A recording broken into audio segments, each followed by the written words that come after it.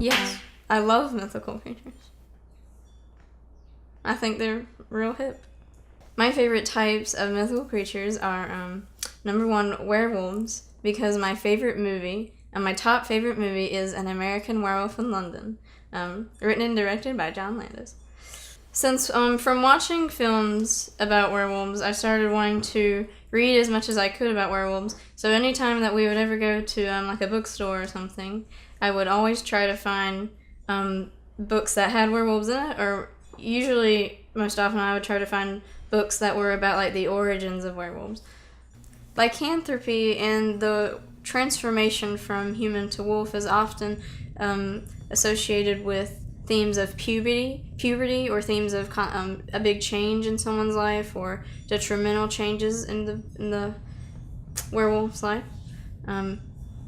Another theme is that, or another thing, if you ever notice, is that with people who have the werewolf curse, they're always associated as being the victim of that curse. So even though that when they turn into a wolf and they may cause havoc and kill others, they're being controlled by that curse, so they're still like the victim. What else? Oh yeah, I do also know a lot about vampires. I like to say a fun fact. Also, one of the myths about vampires is that vampires can actually turn into wolves.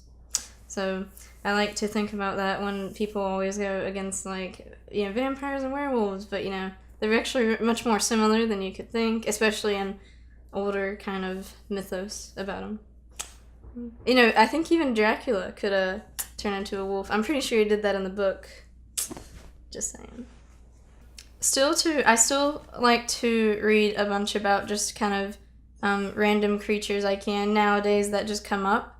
But I also still like to keep an eye out for a bunch of lycanthrope films and other kind of horror movies that involve creatures. I really do keep up with it, and eventually I also would like to do some kind of projects that incorporate my love for learning more about them, I guess.